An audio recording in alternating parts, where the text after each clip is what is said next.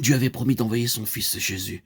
Les prophètes n'avaient parlé que de la venue du Messie, mais les idées qu'avait Israël au sujet du Messie étaient très naturelles. Naturellement, il sera un grand chef, un homme d'un pouvoir immense. Tous se rassembleront autour de lui.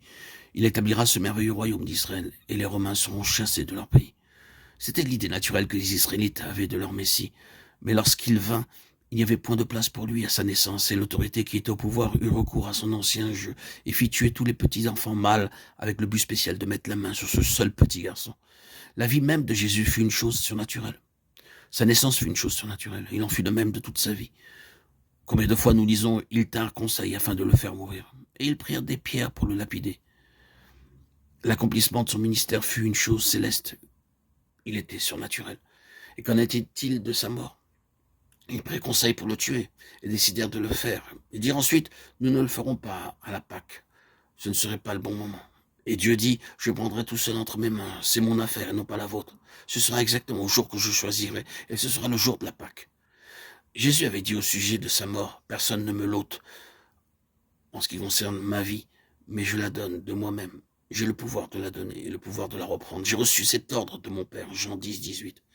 Il disait ainsi que lorsque cela arriverait, ce ne serait pas entre les mains des hommes, mais entre les mains de Dieu. Et malgré leurs décisions et leurs conseils, ce fut le jour de la Pâque. Cela devait être.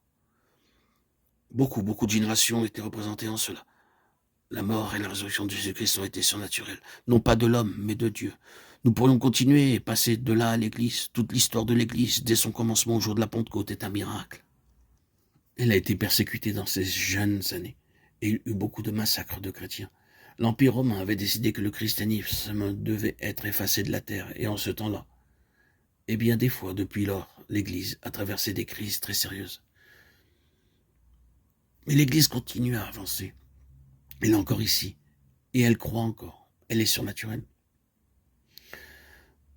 Maintenant, pourquoi tout cela? Ce n'est pas une chose particulière à Abraham, à Moïse, à Josué, à Gédéon. Ce n'est pas une expérience limitée à des hommes de l'Ancien Testament. La lettre aux Hébreux est adressée à des chrétiens. Elle est écrite pour nous. Elle nous dit que nous sommes des frères saints, compagnons d'une vocation céleste. Nous sommes les compagnons de Christ. Mais Dieu nous a placés sur la même base que celle où il a toujours mis son peuple. Les chrétiens plus âgés connaissent bien, par leur expérience, ce dont nous parlons.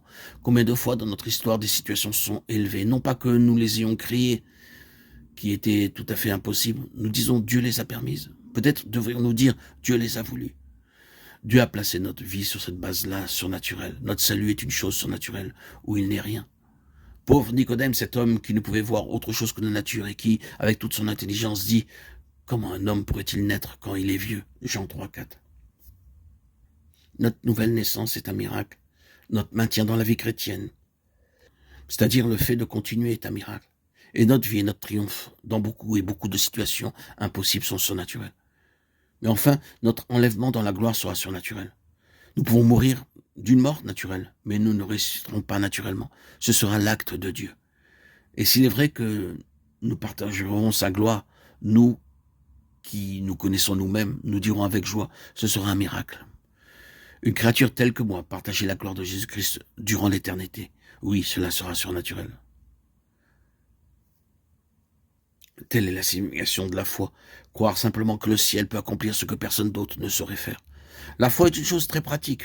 Toute une situation est naturellement désespérée. Qu'allons-nous faire à cet égard? L'abandonnerons-nous en disant « c'est impossible, c'est la fin de tout. Nous sommes au bout ». Ou bien dirons-nous « oui, il en est aussi ainsi naturellement, mais le ciel est plus grand que la terre, et Dieu est plus grand que tout ». Tel est le message de la lettre aux Hébreux. C'est cela. Vivre une vie céleste. Elle signifie vivre sur les ressources que le ciel a pour nous, alors que toutes les autres ressources sont épuisées.